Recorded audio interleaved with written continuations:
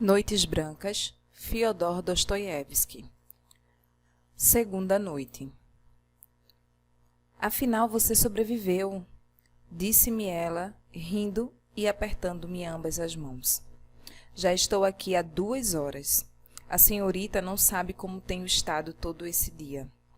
Eu sei. Mas vamos ao assunto. Sabe por que eu vim? Não para dizer tolices, como ontem. Pois bem, daqui em diante, precisamos proceder de maneira mais sensata. Ontem refleti bastante a respeito. Como? De que maneira mais sensata? De minha parte, estou pronto. Na verdade, na vida nunca me acontecera nada mais sensato quanto agora. É mesmo? Em primeiro lugar, peço-lhe que não aperte tanto as minhas mãos. Em segundo lugar, declaro-lhe que por muito tempo refleti a seu respeito. Bem, e como acabou? Como acabou? Acabou que devemos começar tudo de novo, porque hoje cheguei à conclusão de que o Senhor ainda me é absolutamente desconhecido, de que ontem eu agi feito criança, como uma menina, e sem dúvida, tudo se deu por culpa do meu bom coração. Isto é, eu me vangloriei, como sempre acontece quando começamos a nos perscrutar. E para corrigir meu erro, tomei a decisão de conhecer melhor o Senhor, nos mínimos detalhes. Mas como não há ninguém que possa me dar mais informações, então o Senhor mesmo deverá contar-me tudo, todos os pormenores. Bem, que tipo de pessoa é o Senhor? Vamos, rápido, comece já a contar a sua história. História, exclamei surpreso. História. Mas quem lhe disse que eu tenho história? Eu não tenho história. E como o Senhor viveu se não há história? Interrompeu ela rindo. Perfeitamente, sem qualquer história. Assim vivi, como se diz, por si só, sozinho, completamente sozinho, absolutamente sozinho. Entende o que é ser sozinho? Como assim sozinho? Quer dizer que o Senhor nunca vê ninguém? Oh, não. Ver eu até vejo, mas, mesmo assim, sou sozinho. Como assim é possível que o Senhor não fale com ninguém? Estritamente falando, com ninguém. Que tipo de pessoa é o Senhor? Explique-se. Espere, vou adivinhar. O Senhor, de certo, tem uma avó, assim como eu tenho. A minha é cega, e a vida toda nunca me deixou ir a lugar algum, de modo que eu praticamente desaprendi a falar. Mas, há uns 2 anos, fiz algumas travessuras.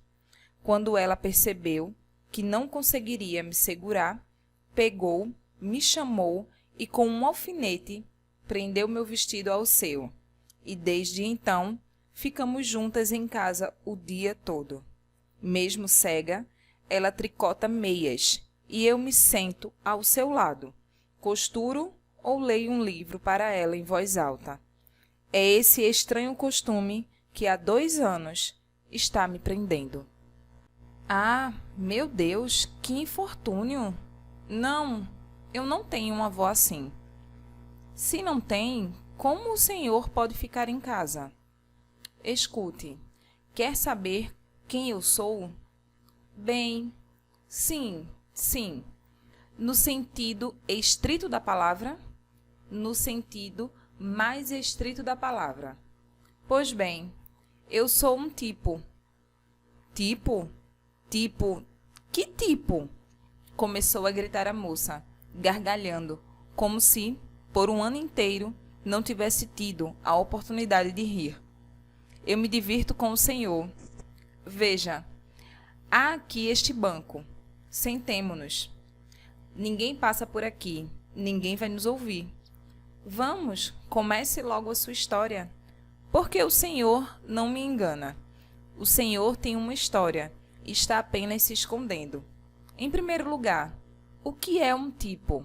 Um tipo? Um tipo é alguém excêntrico, ridículo.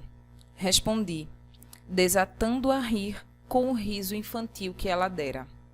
É dessa natureza. Ouça, sabe o que é um sonhador? Sonhador. Com licença, mas como não saber? Eu mesma sou uma sonhadora. Algumas vezes ao lado de vovó, quantas coisas não me vêm à cabeça. E então começo a sonhar. E assim começo a pensar que estou me casando com um príncipe chinês. Mas de vez em quando sonhar faz bem. Ou não. Pensando bem, quem sabe?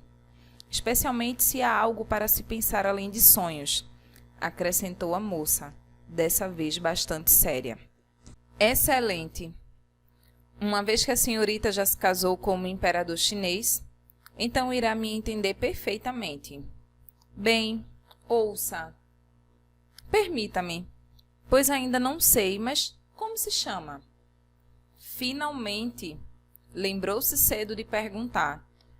Ah, meu Deus, nem me passou pela cabeça. Estava tudo tão bem. Eu me chamo Nastienka. Nastienka. E só? Só. Por um acaso é pouco para o senhor? Como é insaciável. Pouco? Não. Pelo contrário, é muito, muito. É bastante. Nastienka, a senhorita é uma moça adorável. Já na primeira vez me pede para chamá-la de Nastienka. É isso mesmo. E? Bem, Nastienka, escute que aqui vai uma história cômica. Sentei-me ao lado dela, fiz uma pose pedantemente séria e comecei como se houvesse ensaiado. Nastienka, caso não saiba, há em Petersburgo recantos bastante estranhos. Nesses lugares parece não bater o mesmo sol que brilha para todos os peteburguenses, mas um outro novo, como se houvesse sido encomendado especialmente para eles, e brilha com uma luz diferente, singular. Nesses recantos, querida Nastienka, vive-se uma vida completamente diferente, que não se assemelha àquela que fervilha próxima de nós, mas uma vida que só pode haver em um desconhecido e longínquo reino, não nestes nossos tempos sérios, graves. Essa mesma vida é uma mistura de algo puramente fantástico, excitantemente perfeito e ainda, infelizmente, Nastienka, prosaico e ordinário, para não dizer inacreditavelmente vulgar. Credo! Ó Senhor! Meu Deus! Que introdução! O que é isso que eu estou ouvindo? Ouça, Nastienka. Parece-me que eu nunca me cansarei de chamá-la de Nastienka. Ouça, nesses recantos vivem pessoas estranhas. Sonhadores. Sonhador, se precisar de uma definição detalhada, não é uma pessoa, mas um ser medíocre. Na maior parte do tempo, fica instalado em um recanto inacessível, como se quisesse se esconder da luz do dia, e uma vez encerrado em si mesmo, finca-se a seu recanto, como um caracol, ou pelo menos, de forma muito semelhante àquele notável animal, que é animal e casa ao mesmo tempo, chamado tartaruga. O que a senhorita acha? Porque ele tanto ama suas 4 paredes pintadas infalivelmente de tinta verde, cobertas por fuligem, tristes e esfumaçadas, a ponto de ser intolerável ali permanecer. Porque esse ridículo sujeito, quando algum de seus raros conhecidos vem visitá-lo, que aos poucos vem desaparecendo enquanto ele definha-se? Porque este sujeito ridículo encontra-se tão perturbado, de aparência tão mudada, e em tal confusão como se houvesse acabado de cometer um crime entre suas 4 paredes, como se tivesse fabricado documentos falsos ou poeminhas a serem enviadas à revista por carta anônima, indicando que o verdadeiro poeta já está morto e que seu amigo considera sagrado o dever de publicar seus versos? Diga-me, por que, Nastienka, a conversa não flui entre esses 2 interlocutores? Porque nenhum riso, nenhum mote animado sai da boca do amigo recém-chegado e perplexo, o qual, em outra ocasião, estaria rindo, soltando motes animados e conversando sobre o belo sexo e outros temas alegres. Por que então, por fim, esse amigo provavelmente um conhecido recente e em sua primeira visita, porque a segunda não haverá, dada a situação, e o amigo não retornará. Porque esse amigo encontra-se tão confuso, tão entorpecido diante de sua própria espirituosidade, se é que ele tem alguma, olhando para o rosto caído do anfitrião que, por sua vez, já encontra-se totalmente perdido, tendo afastado a última gota de bom senso, após enormes, porém inúteis, esforços em suavizar e mudar o rumo da conversa, demonstrar sua visão a respeito do secularismo, falar sobre o belo sexo e tentar agradar com sua submissão o pobre coitado que, por engano, veio visitá-lo? Porque, enfim, a visita inesperadamente agarra-se ao chapéu e sai rapidamente, lembrando-se de repente de um compromisso importantíssimo que nunca chegou a acontecer, e liberta sua mão dos calorosos apertos de mão do anfitrião, que se esforça ao máximo em demonstrar seu arrependimento e corrigir a sua confusão? De que este amigo está gargalhando ao sair pela porta e prometendo a si mesmo que nunca mais voltará a visitar este esquisitão, embora o esquisitão, no fundo, seja um excelente rapaz e, ao mesmo tempo, não pode negar à sua imaginação um pequeno capricho de comparar, mesmo que de maneira distante, a fisionomia de seu recente interlocutor durante o tempo do encontro com o aspecto daquele gatinho infeliz que as crianças esmagam, assustam e machucam de todos os jeitos possíveis, perfidamente mantendo-o em cativeiro, reduzido a nada, que finalmente consegue esconder-se deles, debaixo de uma cadeira, e ali, na escuridão, durante uma hora inteira, ficará eriçando os pelos, rosnando e limpando seu focinho ofendido com ambas as patas, e ainda por muito tempo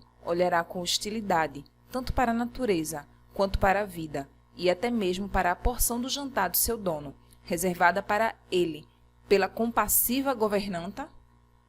Escute, interrompeu Nastienka, que durante todo o tempo ouvia-me com perplexidade, de boca e olhos abertos. Escute, eu não sei por que tudo isso aconteceu e por que exatamente o senhor me oferece essas perguntas grotescas, mas o que eu sei é que todo esse incidente aconteceu necessariamente com o senhor, palavra por palavra. Sem dúvida, respondi com a mais séria expressão. Bem, sendo assim, então continue, respondeu Nastienka, porque eu quero muito saber como isso termina. A senhorita quer saber, Nastienka, o que fazia nosso herói em seu recanto, ou melhor dizendo, o que eu fazia, porque o herói de toda essa história sou eu, o modesto sujeito em questão.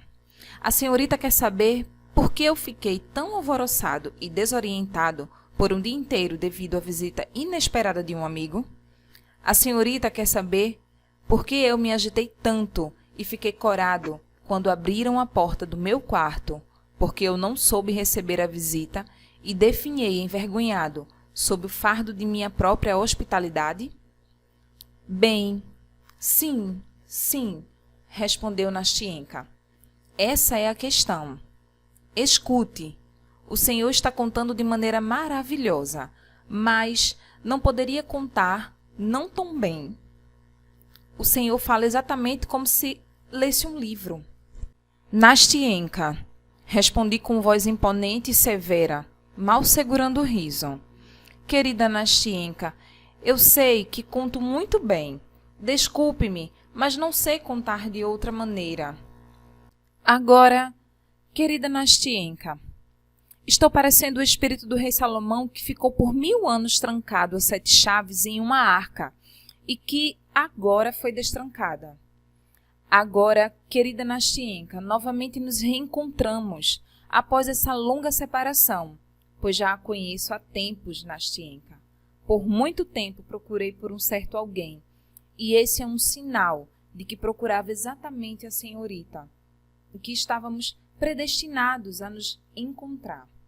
Agora, em minha cabeça, ligaram-se 1000 chaves, e preciso dar vazão a um rio de palavras, para que eu não sufoque. Então, peço-lhe que não me interrompa, Nastyenka, e ouça-me com humildade e respeito. Caso contrário, me calarei. Não, não, não, de jeito nenhum. Fale. Agora não direi nenhuma palavra. Continuando. Minha amiga Nastyenka, há 1 hora em meu dia que amo deveras. É aquela mesma hora em que terminam quase todos os compromissos, deveres e obrigações, e todos correm para casa a fim de comer, deitar-se um pouco para descansar e, no caminho, inventam outros temas alegres relacionados à tarde, à noite e a todo o tempo livre restante. Nessa hora, nosso herói, permita-me contar em terceira pessoa, Nastyenka, porque em primeira pessoa será terrivelmente vergonhoso. Então, nessa hora, nosso herói, que também estava atarefado, segue os demais. Mas um sentimento estranho de prazer surge em seu rosto pálido e um pouco amassado. Ele olha com atenção para o crepúsculo que lentamente se extingue no céu gelado de Petersburgo. Quando eu digo que ele olha, estou mentindo. Ele não olha, mas contempla de maneira inconsciente, como se estivesse cansado ou ocupado com alguma outra coisa mais interessante naquele momento, de modo que pode dedicar, de jeito fugaz, quase involuntária, um tempo ao que está a seu redor. Ele está satisfeito porque pelo menos até amanhã pôs fim aos compromissos maçantes e está alegre com um escolar que fora liberado da sala de aula e pôde divertir-se com seus jogos e traquinagens favoritos. Veja pelo lado dele, Nastyenka. Logo verá que a sensação de alegria já agiu de maneira propícia sobre os seus fracos nervos e mórbida sobre sua excitada imaginação. Então ele se põe a refletir. O que a senhorita acha? Será sobre a ceia? Sobre a noite de hoje? O que tanto ele observa? Seria esse senhor de aparência respeitável, que se curva de maneira pitoresca a dama que segue em sua reluzente carruagem ao passo de seus ligeiros cavalos?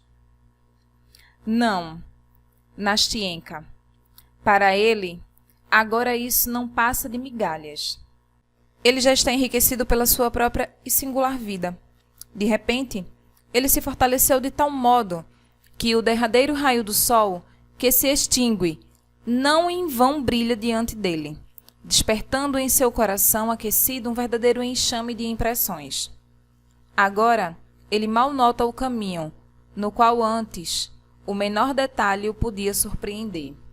Agora, a deusa da fantasia, caso você tenha lido Zhukovsky, querida Nastyenka, já teceu, com suas mãos esmeradas, sua urdidura dourada, e agora desentrelaça, diante dele, os padrões inaudidos de uma vida extravagante.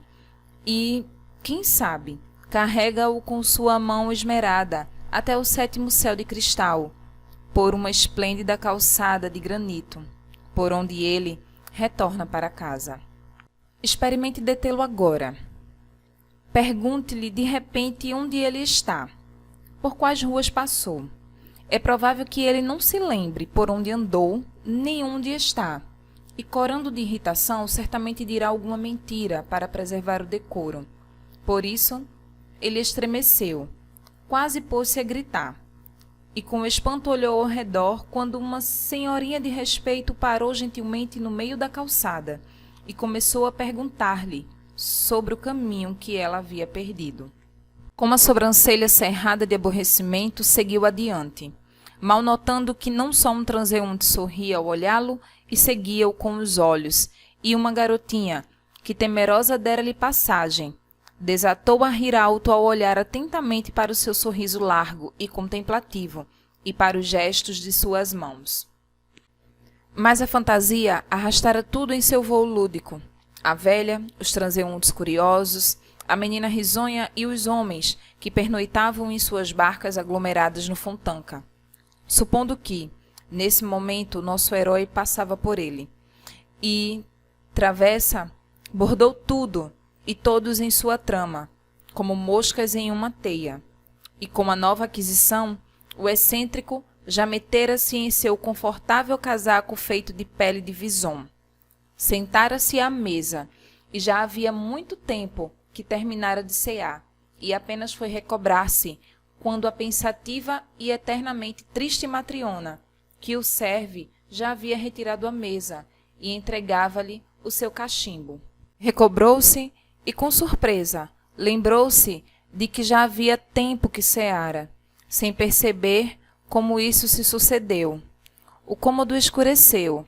Em sua alma havia apenas o vazio e a tristeza. Todo o reino de sonhos riu à sua volta, ruiu, sem deixar vestígios, sem barulho ou ruído, esvaneceu-se, como uma visão, e ele mesmo não lembrava o que sonhara. Mas uma sensação sombria, que de leve lhe doía e agitava o peito. Um novo desejo bulia, tentador, e irritava sua fantasia, e discretamente convocava um enxame inteiro de novas aparições. No pequeno cômodo reinava o silêncio. A solidão e a preguiça acalentavam a imaginação que se inflamava e agitava suavemente, como a água na cafeteira da velha matriona, que serena ocupava-se na cozinha, com o preparo do seu café. Agora, ela já irrompia ligeiramente em lampejos. O livro, pego sem propósito e ao acaso, caiu das mãos do meu sonhador, que nem chegara à terceira página. Sua imaginação estava novamente disposta, acordada, e, de repente, mais uma vez, o mundo novo, uma nova vida fascinante reluziu diante dele em sua brilhante perspectiva. Um novo sonho, uma nova felicidade. Uma nova dose de veneno sofisticado e voluptuoso.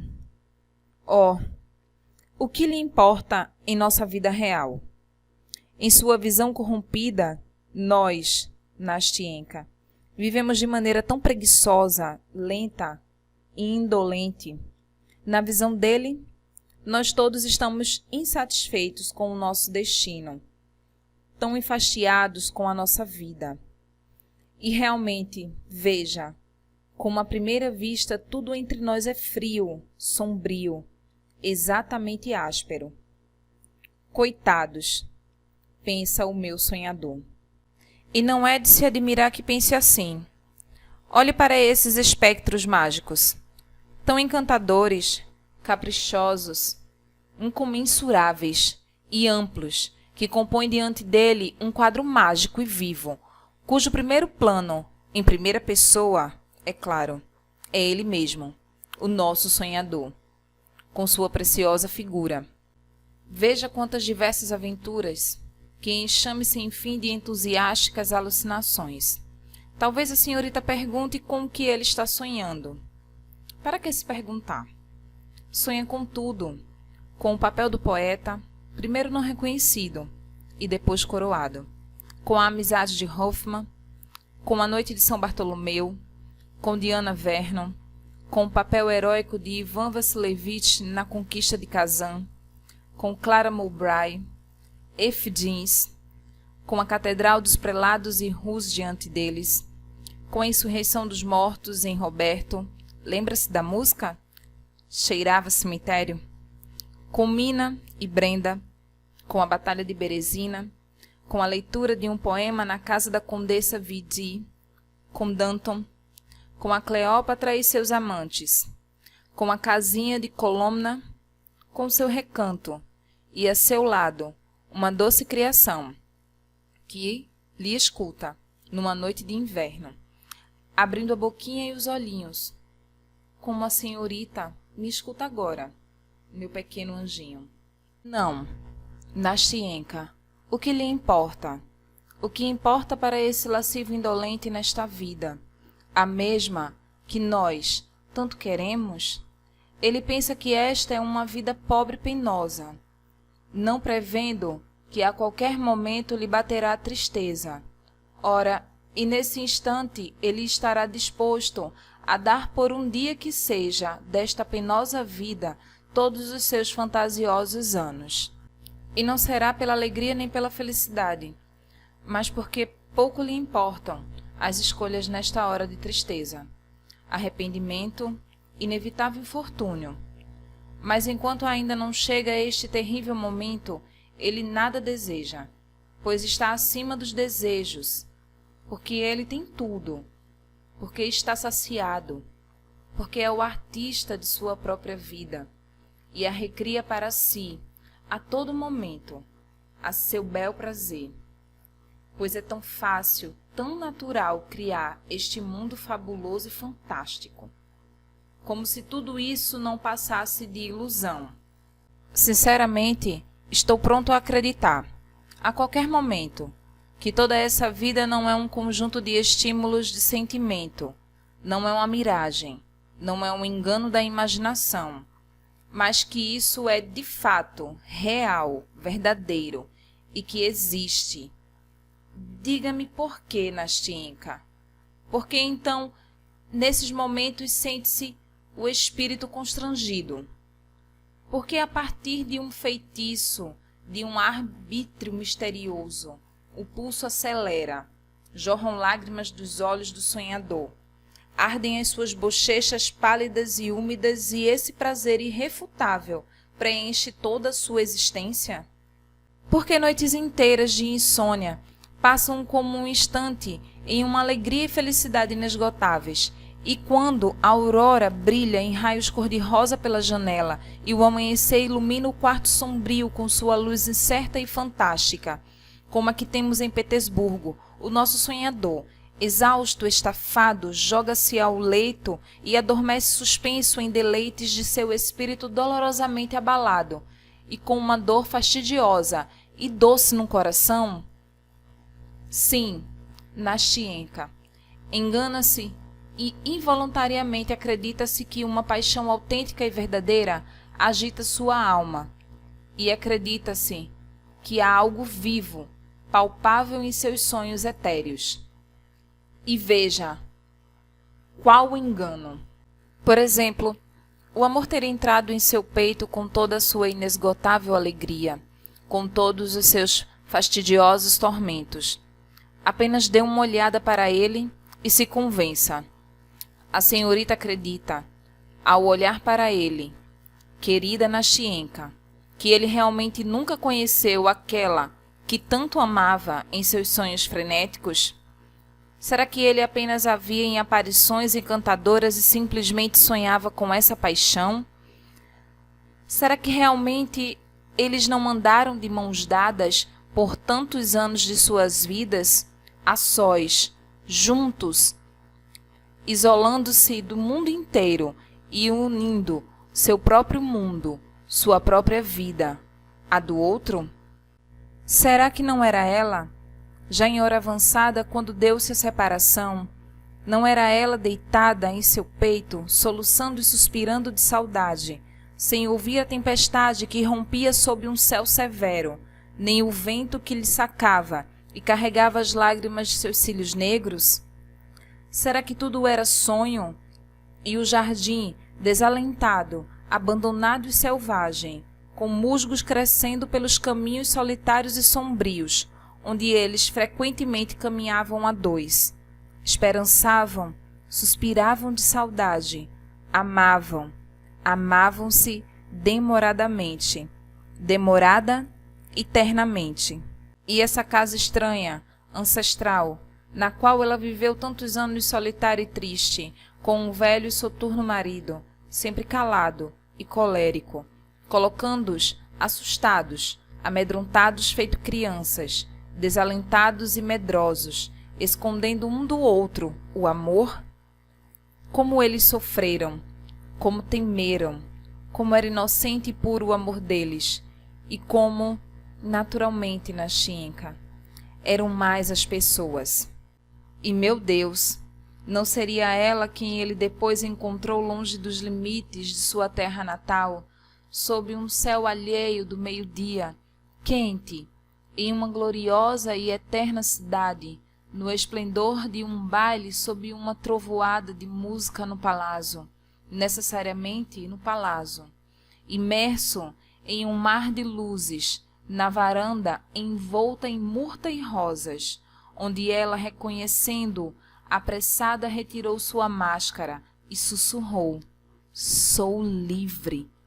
Tremendo, atirando-se aos braços dele e gritando de excitação, agarraram-se um ao outro e, no mesmo instante, esqueceram-se da mágoa, da separação, de todos os tormentos, da casa lúgubre, do velho do jardim sombrio em sua pátria distante, do banco no qual, com o último beijo apaixonado, ela em terrível tormento escapou de seus abraços entorpecentes.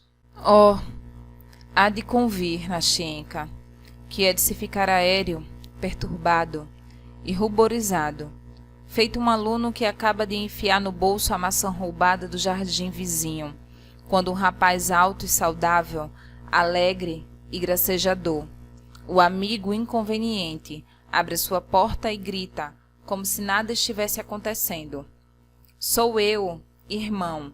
Acabo de chegar de Pavlovsk. Meu Deus! O velho conde faleceu. Avança uma indescritível felicidade, e as pessoas estão chegando de Pavlovsk." Calei-me, patético, dando fim a meus brados patéticos.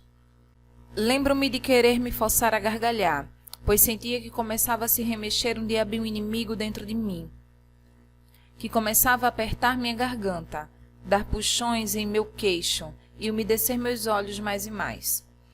Eu esperava que Nascienka, que me escutava com seus olhinhos espertos e abertos, desataria a gargalhar com seu riso incontrolável, infantil e alegre, e eu, arrependido de ter ido longe demais, de ter em vão contado sobre aquilo que há muito tempo acumulava em meu coração, sobre o que eu poderia discorrer fluidamente e confiante, pois há tempos preparara um veredito para mim mesmo, e agora não poderia resistir a lê-lo e reconhecer minha culpa, sem esperar que me compreendessem.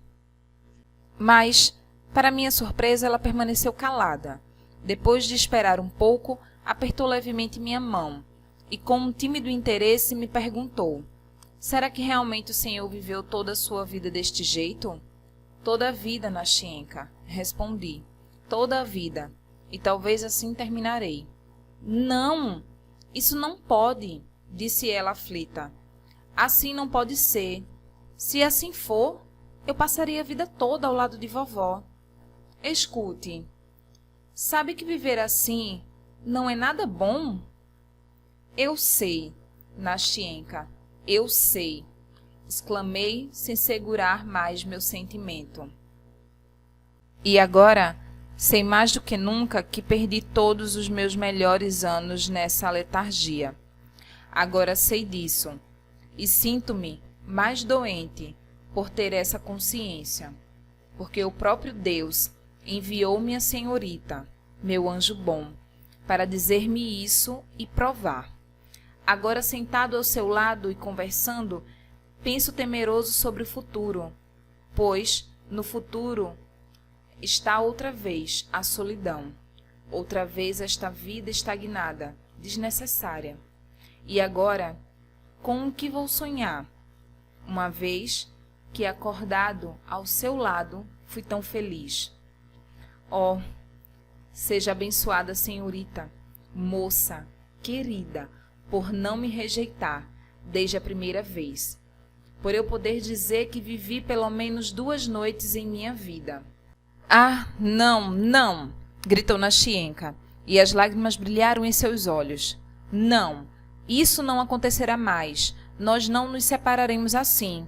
O que são 2 noites? Ah, Nastienka, Nastienka, sabe que a senhorita me reconciliou comigo mesmo por muito tempo? Sabe que agora eu já não pensarei tão mal de mim quanto eu pensava em outros momentos? Sabe que pode ser que eu já não fique me remoendo porque cometi crime e pecado em minha vida, porque essa vida é um crime e um pecado? E não pense que eu estou exagerando para a senhorita. Pelo amor de Deus, não pense isso, Nastienka, porque às vezes me vem momentos de tal angústia,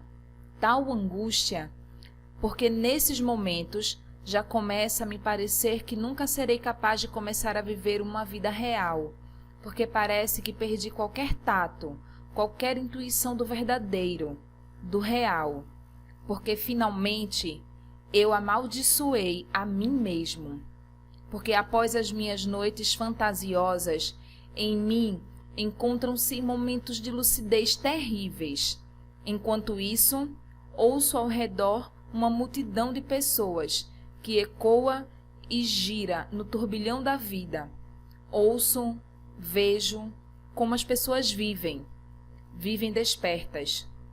Vejo que não foram impedidas de viver suas vidas, que suas vidas não se dissipam feito sonho, feito miragem, que suas vidas se renovam eternamente, sempre jovens, e nenhuma hora se parecem com a outra, enquanto a monótona e tímida fantasia é desencorajada, a ponto de se tornar vulgar, fantasia escrava da sombra, da ideia, escrava da primeira nuvem que de súbito encobre o sol e oprime de angústia o verdadeiro coração de Petersburgo, que tanto estima seu sol.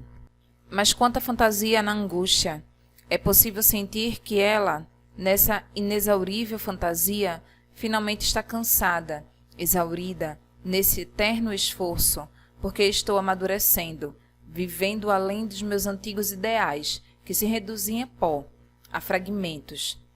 Se não há outra vida, resta construí-la a partir desses fragmentos, mas ao mesmo tempo a alma clama por algo diferente. Em vão, o sonhador escava seus antigos sonhos, como em meio às cinzas, procurando por uma fagulha, a fim de soprá-la, acendê-la, e com o fogo restabelecido, aquecer o coração gelado, e nele reviver tudo aquilo que antes era tão doce, que tocava a alma e agitava o sangue, arrancava lágrimas dos olhos e iludia de maneira sublime. Sabe, Nastienka, até que ponto cheguei? Sabe que, a contragosto, celebro o aniversário de minhas sensações, o aniversário daquilo que antes era tão doce, mas que, na realidade, nunca aconteceu, porque o aniversário é a celebração de todos os sonhos bobos e etéreos. E me forço a isso, porque me faltam esses sonhos bobos. Mas até mesmo os sonhos seguem vivendo, porque uma vez sonhados, não há como livrar-se deles. Sabe que agora gosto de recordar e visitar esses lugares em determinadas datas, quando era feliz à minha maneira. Gosto de construir o meu presente em harmonia com o meu irremediável passado, e com frequência vago feito sombra, sem necessidade e sem propósito, triste e desanimado pelos becos e ruas de Petersburgo. Quantas lembranças! Vem à memória, por exemplo, que exatamente aqui, há 1 ano, exatamente nesta mesma época, nesta mesma hora, por esta mesma calçada, vagavas sozinho, desanimado como agora. E lembras que lá também os sonhos eram tristes, e apesar de antes não terem sido melhores, sentes de uma maneira como se tivesse sido mais fácil e tranquilo viver, que não havia esses pensamentos tétricos, que agora está vinculado a ti, nem havia estas dores na consciência, estes remorsos sombrios, soturnos, que nem um dia, nem uma noite sequer dão sossego. E perguntas por onde andarão teus sonhos, e meneando a cabeça dizes: como os anos voam. E novamente te perguntas o que fizeste dos teus anos. Onde enterraste os teus melhores momentos? Viveste ou não? Vejas, dizes a ti mesmo, vejas como está esfriando. Anos passarão, e com eles virá a sombria solidão, virá a velhice trépida, acompanhada da bengala, e em seguida a angústia e o desânimo. Teu mundo fantástico está empalidecendo, teus sonhos estão murchando, definhando, e desprendem-se como as folhas amarelas das árvores. Oh, Nascienka, como é triste ficar só, completamente só, mesmo sem ter nada que lamentar, nada, absolutamente nada, porque tudo o que perdeste, tudo mesmo, não era nada, era um bobo e redondo zero, não passava de um sonho. Oh, não me sensibilize mais, proferiu Nascienka, enxugando uma lagrimazinha que saíra de seus olhos. Agora acabou. Agora estaremos juntos. Agora, independentemente do que me aconteça, nunca nos separaremos. Escute, eu sou uma moça simples. Eu pouco me instruí, embora a vovó tenha contratado um professor. Mas realmente eu entendo o Senhor, porque tudo o que me contou agora eu mesma já vivi quando vovó me prendeu pelo vestido. É claro que eu não contaria tão bem quanto o Senhor. Eu não aprendi, acrescentou tímida, porque ainda sentia certo respeito pelo meu discurso patético e pelo meu estilo refinado. Mas estou muito contente pelo Senhor ter se aberto comigo. Agora eu o conheço, sei absolutamente tudo. E sabe de uma coisa? Quero lhe contar também a minha história, sem esconder nada, e depois o Senhor me dará um conselho. O Senhor é uma pessoa muito inteligente. Da sua palavra, que o Senhor me dará este conselho? Ah, Nascienka, respondi. Eu nunca fui de dar conselhos, sobretudo conselhos inteligentes, mas agora vejo que se vamos viver sempre assim, então será de maneira inteligente. Iremos nos dar muitíssimos conselhos inteligentes. Bem, minha boazinha Nascienka, qual é o conselho que posso lhe dar? Diga-me diretamente. Agora estou tão alegre, feliz, encorajado, que não me faltarão as palavras. Não, interrompeu Nascienka, começando a rir. Eu preciso não de um conselho inteligente, eu preciso de um conselho cordial, de irmão, como se já me amasse pela vida toda. Ótimo, Nascienka, ótimo! Gritei com entusiasmo. E se eu a amasse já há 20 anos, ainda assim eu não teria amado tanto quanto agora. Dê-me sua mão, disse Nascienka. Aqui está, respondi, entregando-lhe a mão. Pois bem, comecemos a minha história.